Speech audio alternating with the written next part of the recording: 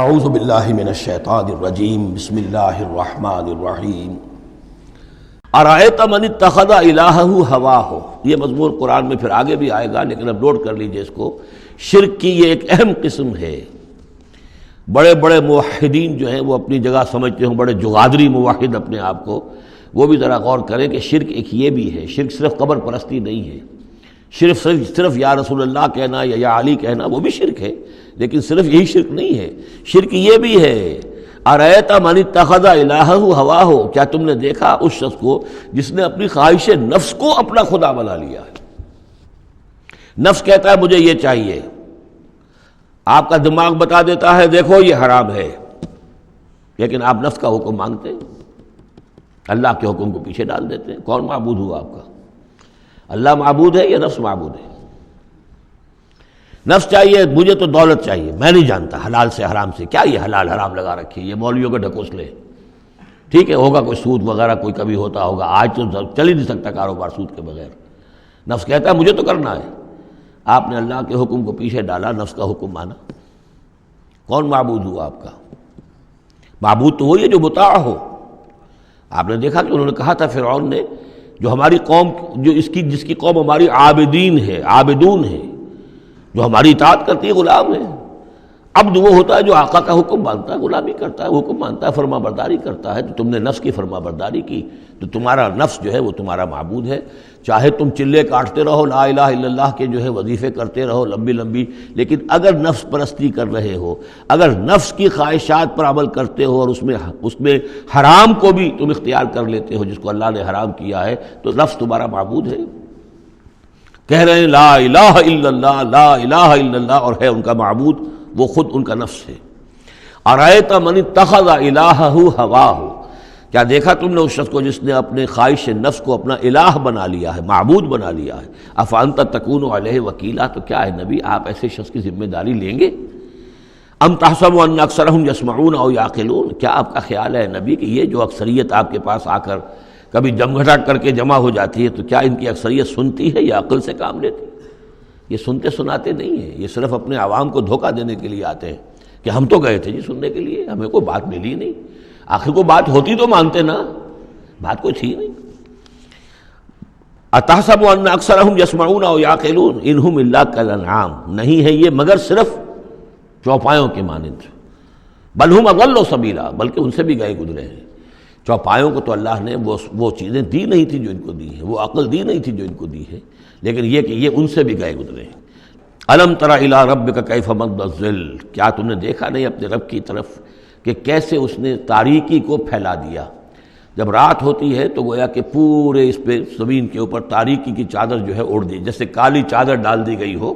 کیف مد الظل، رات کی تاریکی کی چادر اللہ اڑا دیتا ہے۔ وَلَوْ شَاءَ لَجَعَلَهُ سَاكِنًا، اگر اللہ چاہتا تو پھر اسی رات کو مستقل کر دیتا، یہ رات کھڑی رہتی ہے، کبھی دن نہ آتا۔ یہ اس سے پہلے سورہ قصص میں آیت آ چکی ہے، قصص میں آئے گی۔ قُلْ أَرَأَيْتُمْ إِنْ جَعَلَ اللَّهُ عَلَيْكُمُ اللَّيْلَ سَرْمَدًا إِلَىٰ يَوْمِ الْقِيَامَةِ مَنْ إِلَٰهٌ غَيْرُ اللَّهِ يَأْتِيكُمْ بِضِيَاءٍ۔ ویسے اس سے پہلے یہ مضمون آ چکا ہے کہ اللہ تعالیٰ جو ہے اگر مستقل طور پر دن کر دے تو کون رات لائے گا، اور مستقل طور پر رات کر دے تو کون دن لائے گا؟ تو اگر یہ رات قائم رہتی، اللہ چاہتا تو اس قائم رات ہی رہتی۔ ثم جعلنا الشمس علیہ دلیلا، پھر ہم سورج کو جب روشن کرتے ہیں، سورج وہ تو اس سے یہ ہے کہ رہنمائی ملتی ہے، پھر اس سے معلوم ہوتا وہ یہ روشنی ہے اور وہ تاریکی تھی۔ تعرف الاشیاء بازدادها ثم قبضناہ الینا قبضا یسیرا، جب سورج طلوع ہوتا ہے تو آپ نے دیکھا ہوگا سائے بڑے لمبے پڑے ہوئے ہیں، پھر رفتہ رفتہ سورج اوپر ہونا شروع ہوا اور سایہ سمٹنا شروع ہوا، گویا کہ کوئی کھینچ رہا ہے، تنابیں کھینچ رہا ہے، ان کی یہ سائے جو ہیں اب سمٹ کر آ رہے ہیں۔ پھر ہم ان سایوں کو، ان تاریکوں کو، ظل کو اپنے قبضے میں لے لیتے ہیں، گھسیٹ لیتے ہیں۔ ثم قبضناہ الینا قبضا یسیرا وہو الذی جعل لکم اللیل لباسا، اور وہی ہے اللہ جس نے کہ تمہارے لیے رات کو بنا دیا ہے اوڑھنا، والنوم سباتا، اور رات کو بنا دیا ہے آرام اور استراحت، وجعل النہار نشورا، اور دن کو بنا دیا ہے نکل کر پھیلنے کی اور دنیا میں اور جو کام کرنے ہیں اس کے لیے مناسب ماحول بنا دیا۔ وَهُوَ الَّذِي أَرْسَلَ الرِّيَاحَ بُشْرًا بَيْنَ يَدَيْ رَحْمَتِهِ، اور وہی ہے کہ جو بھیجتا ہے ہوائیں بشارت دیتی ہوئی اس کی رحمت کے آگے آگے. رحمت باران رحمت کے آنے سے پہلے پہلے آگے آگے اس سے ٹھنڈی ہواؤں کے جھونکے آتے ہیں. وَأَنزَلْنَا مِنَ السَّمَاءِ مَاءً طَهُورًا، اور ہم نے اتارا آسمان سے پانی جو کہ بڑا پاک ہے اور پاکی حاصل کرنے کا ذریعہ ہے. جب پانی برستا ہے تو سب سے پہلے تو فضا کو پاک کرتا ہے، صاف کرتا ہے. اس کے جتنے بھی وہ اس میں گرد و غبار ہے، جو پولیوشن ہے، اس سب کو بارش جو ہے اس کو صاف کرتی ہوئی نیچے لے آتی ہے، اور پھر اس کو لے جا کر سمندر کے اندر ڈال کر، اور پھر ڈسٹیلیشن وہاں سے شروع ہوتا ہے، اور وہ سارا گند وغیرہ جو ہے وہ سمندروں کے اندر رہ جاتا ہے، اور پھر بالکل صاف بخارات جو ہیں، بالکل صاف پانی جو ہے وہ اوپر جاتا ہے. تو یہ سائیکل ہے جو چل رہا ہے.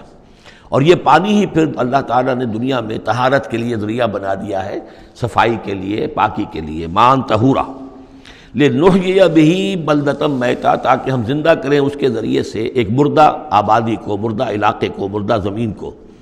ونسقیہ مما خلقنا انعاما وناسیا کثیرا، اور پھر ہم وہ پانی پلاتے ہیں اپنی مخلوقات میں سے جو بہت سے چوپائے ہیں اور بہت سے انسان ہیں. تو یہ پانی کا جو سائیکل چل رہا ہے، اس سے ایک طرف صفائی ہوتی ہے، فضا کی صفائی، زمین کی صفائی. اشخاص اور افراد بھی پھر اپنی صفائی نہانے دھونے کے لیے استعمال کرتے ہیں. اس کو ہمارے ہاں کہا جاتا ہے یونیورسل کیریئر. پانی کہیں کنزیوم نہیں ہوتا باڈی کے اندر، یہ جسم کے اندر، یہ وہاں بھی ایک سرکولیشن کا ذریعہ بنا ہوا ہے، خون کو سرکولیٹ کرنے کا، اور اسی کے ذریعے سے جو بھی وہ چیزیں ہیں کہ جو میٹابولزم کے جو نتائج ہیں کہ جن کو نکالنا جسم سے ہوتا ہے، وہ کہیں گردے کے ذریعے سے، کہیں وہ پھیپھڑوں کے ذریعے سے وہ چیزیں نکلتی ہیں. تو در حقیقت یہ پانی کا کام صفائی ہے، ہمارے جسم کے اندر بھی یہ صفائی کا کام کرتا ہے.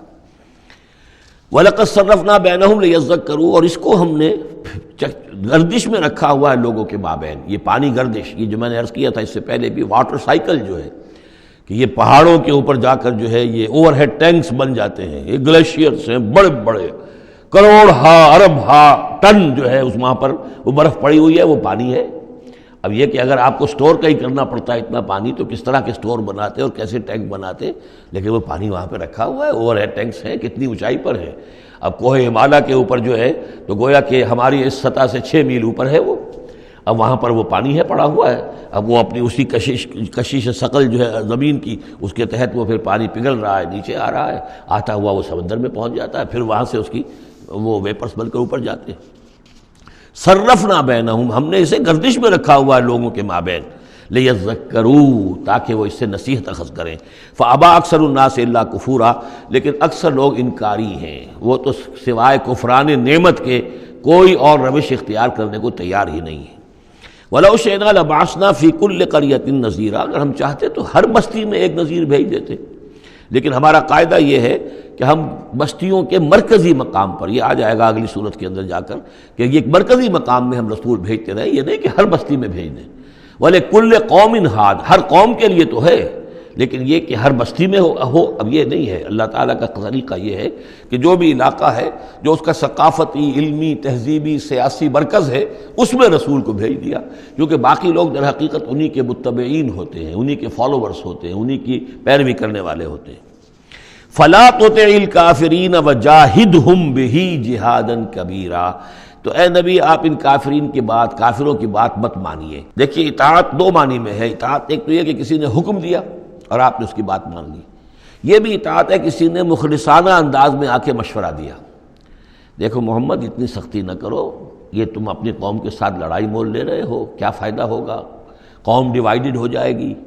اور سوچ لو ہمارے جو قبیلے کی کوئی اگر عرب کے اندر کوئی ڈھاک بیٹھی ہوئی ہے تو اس لیے کہ ہمارا قبیلہ مجتمع ہے. اب اس طریقے سے تم نے جو معاملہ کر دیا، بھائی کو بھائی سے کٹوا دیا اور والدین سے بیٹوں کو جدا کر دیا، تو اس کا کیا کام؟ اس سے بہتر ہے صلح جوئی ہونی چاہیے اور مل جل کر کوئی بات کیجیے ایسی کہ جس سے صلح ہو جائے، کچھ آپ اپنی منوا لیں، کچھ ان کی مان لیں.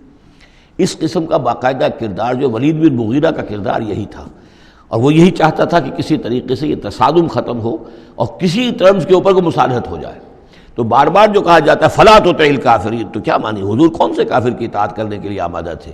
لیکن ایسی بات ایسی ہوتی ہے کہ جس کے بارے میں کسی وقت جب کہ آدمی کسی شدید دباؤ میں ہو تو بربنائے طب بشری ہو سکتا ہے کہ طبیعت جو ہے کچھ اس کی بات سننے کی طرف تو مائل ہو ہی جائے.